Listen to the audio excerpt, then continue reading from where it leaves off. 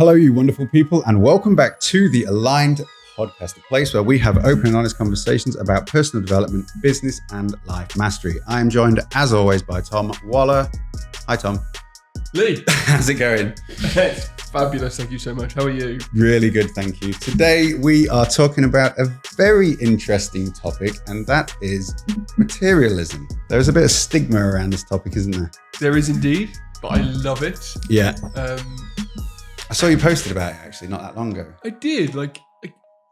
It's funny, there is an inverse snobbery in the UK, especially, whereby when someone does well, we feel that they have trodden on other people to get there. Yeah. And we despise them for it.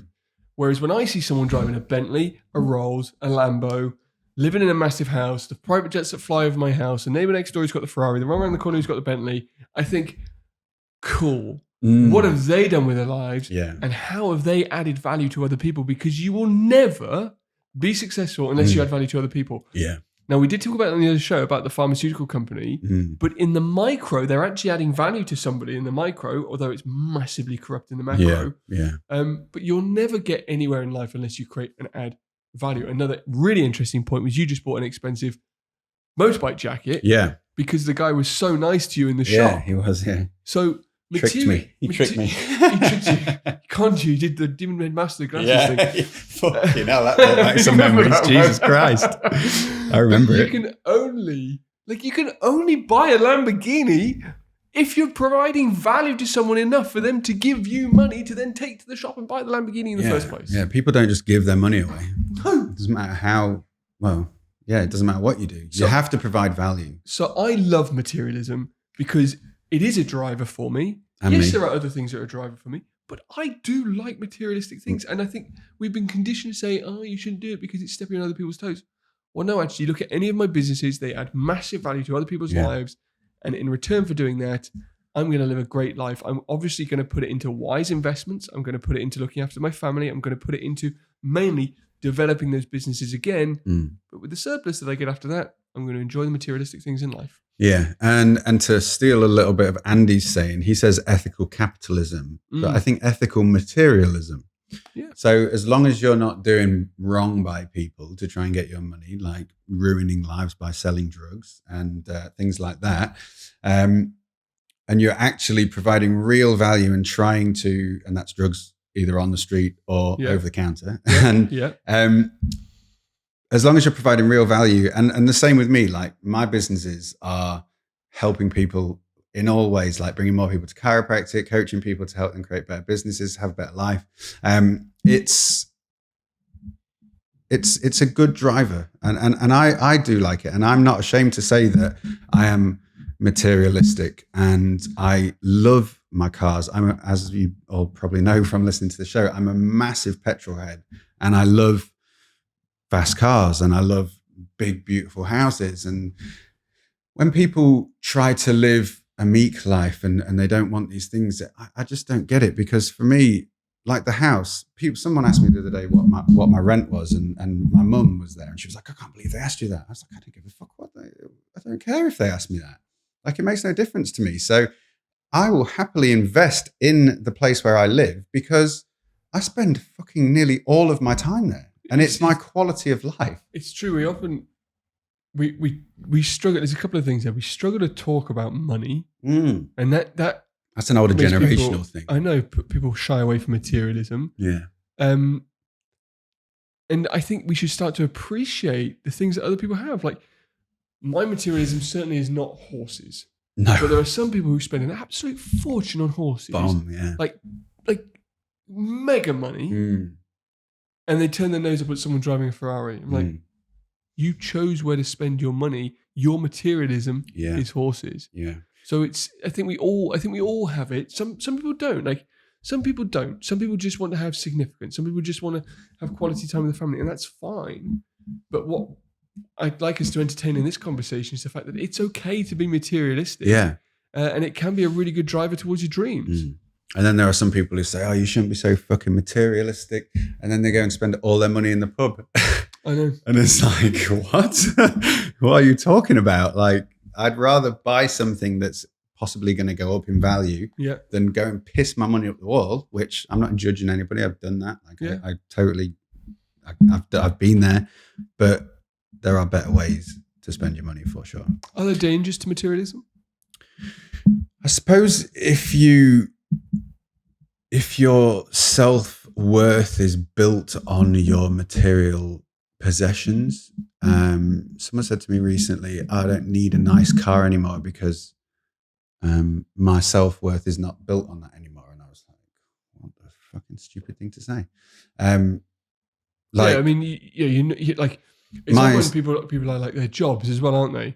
I'm a chiropractor. Yeah. Well, no, you're not. You're a person, an individual giving value. So if you build your self-worth on the materialism, that's an issue. That's like keeping up with the Joneses. Yeah. And I think in the same vein of that, there is the danger of like investing in materialism before you've actually acquired enough wealth to invest in wealth generating assets. And I've probably done this. I mean, I invest in crypto and things like that now, and I say that, but like I enjoy my material possessions, but they're not like fucking crazy purchases. No. Like I don't drive around in Lamborghinis and Porsches. I drive around in I drive around in the cars that I've got. But it's I think as long as the big one for me is like as long as you don't let them become who you are and you don't base your self-worth on them. Like if I lost all my material possessions tomorrow, I won't give a shit. You'll be fine. It's funny. Like I was speaking to my dad about this the other day. I'm going to change the truck. I'm looking at changing the truck. I'm looking at different options. I'm obviously looking at the most tax evasive options. Mm-hmm. Probably not going to fully go there because I don't think I want to fully commit to driving a battery around. No. But he's like, why don't you just get a little run around for a couple £100? I'm like, I don't fucking want one. Why would you? I don't fucking want one. Why would you though? I work so freaking hard. Yeah. Like I want to enjoy. And the thing is though, the goals that you've got and the things that you want to do and the things you do you think you could do them if you drove around in a 200 quid banger? Like you wouldn't. It changes. It does change who I am. Like in the sense that confidence is a moving. Like it's. But we've delayed the gratification on it. Yeah. Like we spoke about before. Like Sarah and I lived in Sarah's parents' spare room, and then in a tiny 2-up 2-down house for 4 years. We had a £500,000 business while still living in those houses, and some people would have bought themselves out much earlier. But we decided to throw it all back in to build this, and we're still throwing everything back in to build. Yeah. So if you do it right, nothing wrong with it. No. So tell me what your favorite. What do you want? Oh God! All kinds. We get a huge shopping list out for you. Yeah, like a scroll. So for me, I said to you before, I was like, if everything goes to shit, I don't mind. Yeah. All I really want is a beautiful home to live in and fast cars. Like that. That's just what I love. I just love having a nice place. And I've lived in really nice houses and I've lived in shitholes. And I know that I'm more happy when I'm living in a really nice house because it's where I spend my time. And that doesn't mean, and when I said before about could you do what you do if you drove around in a banger, that's not also basing your self-worth on the material things. It's just about how they make you feel. The self-worth is already how you posture yourself is huge for your success. Yeah. Like if you walk into a room with poor posture, people aren't going to take you seriously. People aren't going to work with you. Whereas if you posture yourself differently, there is a thing to that. So it is important. Yeah. So and travel is important, and that's probably not materialistic. But is it materialistic when you travel there on a private jet? Yeah. So I'd like a private jet. But travel for me is huge, but convenience with travel is huge. So at the moment, I don't have a private jet, and I will have one very soon. But I don't know if I'll own one. Yeah, I would probably shared ownership. It's the fastest way to get it to your door. Whereas if you just are on you can pay so much for the year and you get a subscription, you can get it turned around within 2 to 4 days. And if you own one and you're only you're not going to use it all the time, it's just going to end up costing you. But you can lease it out. Right. So there's a couple of ways to do it. So you could do shared ownership with, I've really looked into this. You can do shared ownership with companies where you're a shared owner in it. So therefore you get priority. Right. So you can have a jet at your door within 12 hours. Yeah. If you own your own jet and set your schedule up, you've got it when you want. But you can then also sublet it to a company who will then lease it out beyond there. Yeah. So there's different ways. Squeeze down your street, mate. At your door. That's another compromise with my stuff. I really want a nice big farm with a farm track. We used to live on a lovely farm, but I also want a Lamborghini. And the farm track and the Lamborghini don't go well together. I've already thought about this, mate. That's why I'm going for the McLaren, because they've got air suspension. You push a button and it lifts you. So some Ferraris do that. The other thing is, have the farm, and on the edge of the farm is a huge garage, which is right on the edge of a big A road or something. Yeah. Take the quad across the garage, get in the farm and go. Yeah. So I think the point is, don't feel bad if you want materialistic things in life.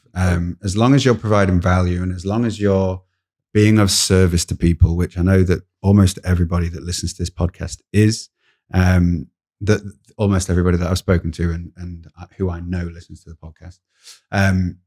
So there's nothing wrong with striving to have material possessions, and it is a really, really good driver. It's like negativity. Negativity is not good for you, but it is a good driver. It's a driver. You can use it as a something to propel you forward. So I think one of the other things with materialism is that it's a reward. Yeah. Like oftentimes, I'm guilty of this. You set a target, you reach it, and then you move on to the next one. You reach, and you never really pause and reward yourself for what you've done. Yeah. So if you set in like objectives, so I've got an objective at the moment, and when I reach it, Sarah said, yes, you can rent the Lamborghini for the weekend. Which is cool because I'll go, cool, I made that achievement and now I've got the goal for it. And I'll probably rent that Lamborghini for the weekend, probably drive it once and then chill for the rest of the weekend or go back to doing some work. Yeah. But these materialistic things can really set benchmarks for where you've got to. And that could be, for most people, especially clients that I work with, the materialistic objectives we set is a really nice holiday. Like you get to a point, you've reached your target, you've set the time frame on your target, so you've booked the time off, and then you reward yourself with a really good 5-star holiday.